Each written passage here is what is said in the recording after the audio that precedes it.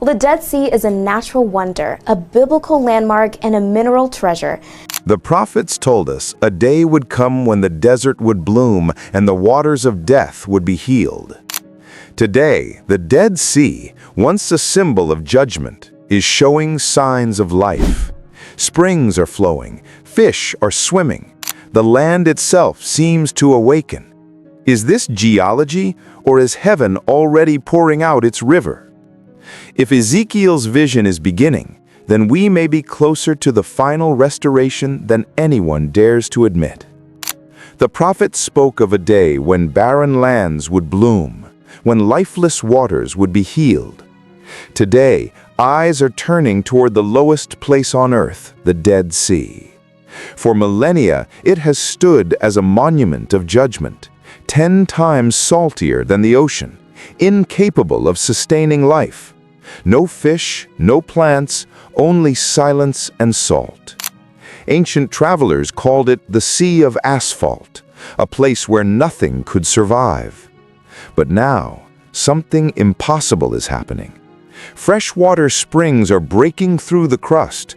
Thousands of sinkholes, once gaping scars on the land, are filling with flowing streams. In 2016, scientists documented the unthinkable, fish swimming in brackish pools along the shore. Since then, the evidence has only grown stronger. Satellite imagery confirms new water pathways are forming, flowing not randomly, but with direction. Some scientists blame fractured aquifers or underground fissures. Others warn of climate shifts and instability. But none can fully explain why, in the very region Ezekiel named, water is now carving a course toward the Dead Sea. And here lies the tension. Is this coincidence or prophecy unfolding? Ezekiel 47 describes a river flowing eastward from the temple of God, growing deeper at every step until it reaches the Dead Sea and makes it live again. Could these trickles, these unexpected springs, be the first drops of that heavenly river? The Dead Sea is stirring, but if it truly awakens, what else will follow? Over 2,500 years ago, the prophet Ezekiel saw a vision unlike anything recorded before.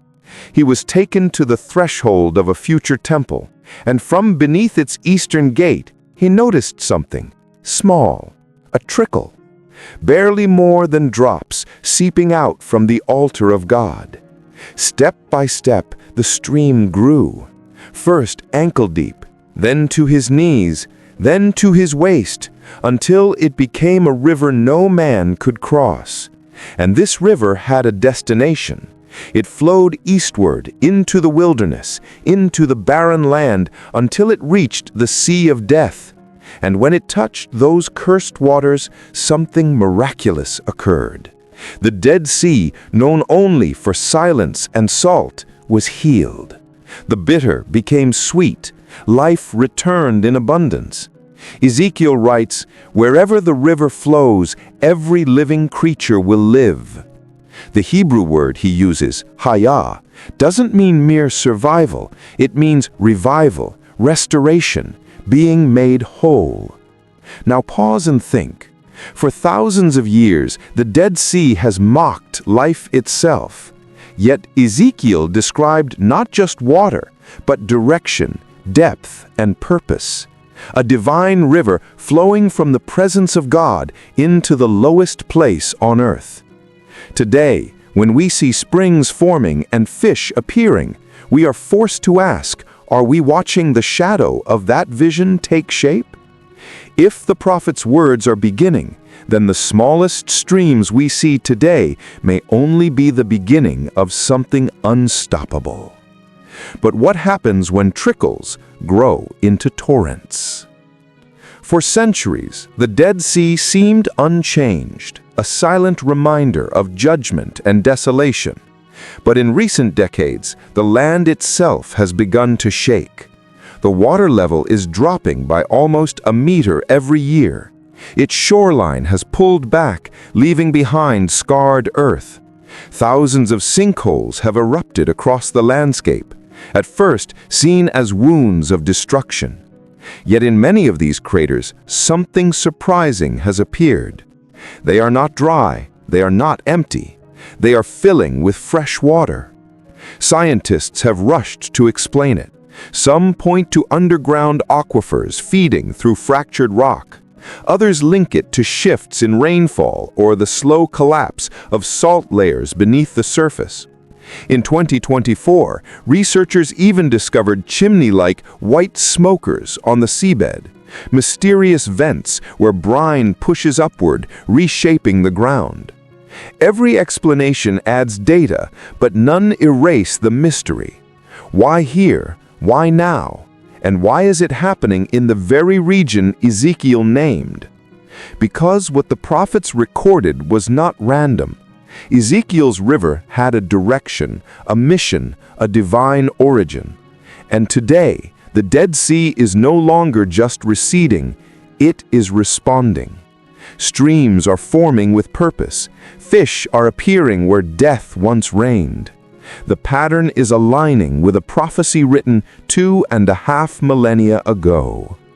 But if the ground itself is preparing, then the question grows louder. What is it preparing for? In Ezekiel's vision, the water did not appear at random. It began at the temple, holy ground where heaven and earth meet. From there, it flowed eastward, deeper with every step, until it reached the Dead Sea. Nothing in that prophecy was chaotic. It was ordered, measured, intentional.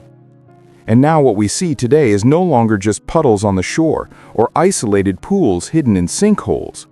Geological surveys confirm that fresh water is moving in directions, forming channels, carving courses with real velocity. Scientists studying the flow near Ein Gedi note that these streams seem to mimic a path, starting shallow, then widening and deepening, almost as if they are following the very sequence Ezekiel described. Ankle, knee, waist, uncrossable. Could this be a chance? Could fault lines or aquifers explain it away? Perhaps. But prophecy reminds us of something greater. God does not move in randomness. He moves in patterns. His river has a mission, and when the land begins to echo the blueprint of Scripture, it forces us to ask, are we watching the shadow of a heavenly river taking shape on earth? If direction is begun, then destination is certain, and that destination is the sea of death itself. But what happens when the waters of life fully meet the waters of judgment? The Dead Sea has always been a graveyard of water. 10 times saltier than the ocean, it kills nearly everything it touches. For thousands of years, no fish swam in its depths. No reeds grew along its shore. It was a place of silence, a scar of judgment carved into the land. But in recent years, that silence has been broken. In 2016, Israeli photographer Noam Bedin captured images that shocked the world. Live fish swimming in the freshwater sinkholes along the sea's edge. Where the barren ground split open, streams began to pool, and life followed. Tiny algae, reeds, even schools of fish, all in a place long considered untouchable. Scientists scrambled to explain it. Some suggested that freshwater springs diluted the salt in these pockets just enough for life to exist. Others dismissed it as temporary, fragile, unsustainable. Yet the images do not lie. Life has returned to the edge of death. And this is exactly what Ezekiel foretold, that swarms of living creatures would fill the waters once cursed. The question now presses harder. If fish are already here, if life is already appearing in the cracks of judgment, what will happen when the river itself arrives in full strength? In Ezekiel's vision, the river does not spring from the earth or fall from the sky. It begins at the temple. From beneath the threshold of the altar, living water flows eastward toward the wilderness. This detail is not symbolic, it is precise. The source of the river is not geology, it is holy ground. And this raises a sobering question. If waters are stirring near the Dead Sea today, where is their origin? Could they be tied, not just to hidden aquifers, but to the spiritual preparation happening in Jerusalem itself? For decades, the Temple Institute has been gathering sacred vessels, training priests, and preparing garments for service. Even the mysterious red heifer, long foretold as a sign of readiness, has been bred and inspected in Israel. Quietly, steadily, the pieces of a third temple are being arranged. Some dismiss this as ritual theater, others as political tension. But prophecy tells a deeper story. If the temple is the fountainhead of the river, then perhaps the stirrings we see in the desert are not only physical, they are spiritual, a reflection of something God is already preparing in the hearts of His people. But if the waters are beginning to flow, even in trickles, what does that mean for the timing of the next great event? If these signs seem too small to matter, a puddle here, a few fish there, remember this: God's greatest works often begin in whispers. The prophet Zechariah warned, "Do not despise the day of small beginnings, for the Lord rejoices to see the work begin." Think of the widow's oil in 2 Kings. A single jar, almost empty. Yet when poured in faith, it filled vessel after vessel until the house overflowed. Think of John the Baptist, a lone voice crying in the wilderness. Yet his words shook the nation and prepared the way for the Messiah. And above all, think of the manger in Bethlehem. A child born in obscurity, yet within him dwelt the fullness of God. So when we see a trickle of water in the desert, when we see fish where none should swim, should we dismiss it as coincidence, or should we recognize the fingerprints of God? Because Ezekiel's river also began as a trickle, barely noticed, barely understood, until it became a torrent no man could cross.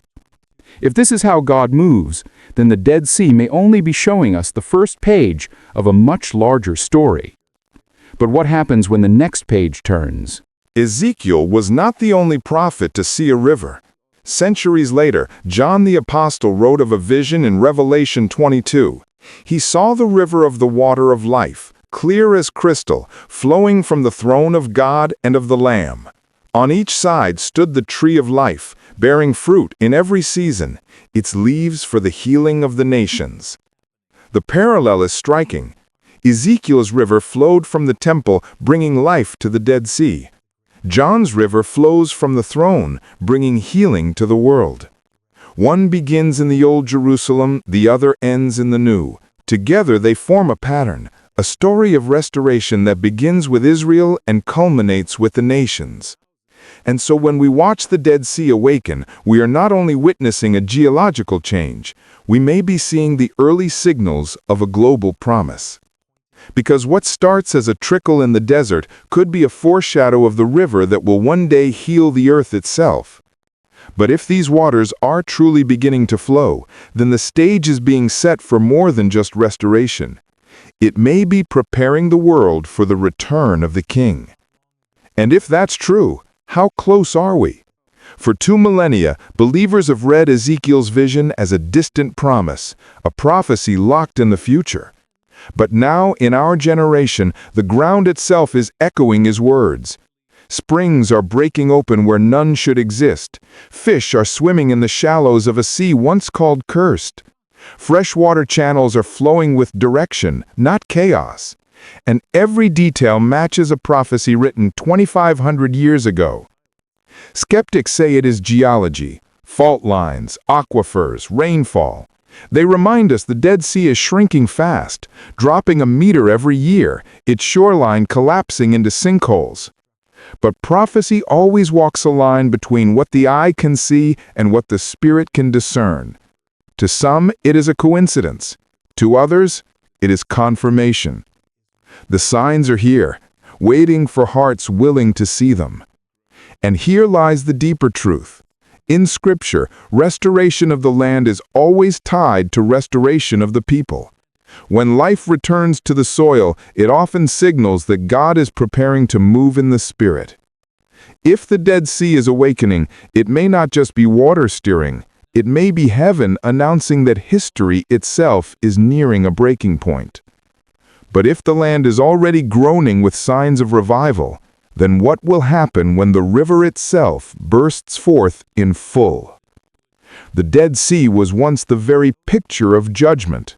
Nothing could live within it. Nothing could grow along its shores. And yet now, before our eyes, it is stirring with life. Springs are flowing. Fish are swimming. The barren ground is breaking open. Scientists call it geology. Believers call it prophecy. But either way, the desert is changing.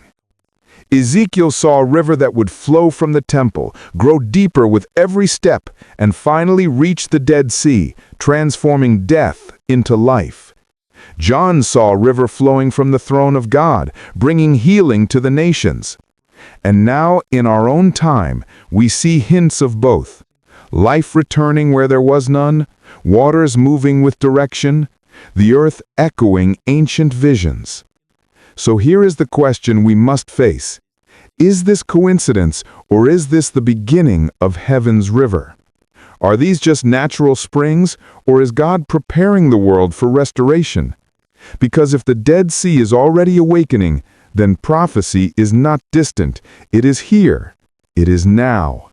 And if the trickle has begun, then the torrent is coming. But when it arrives, will we be ready?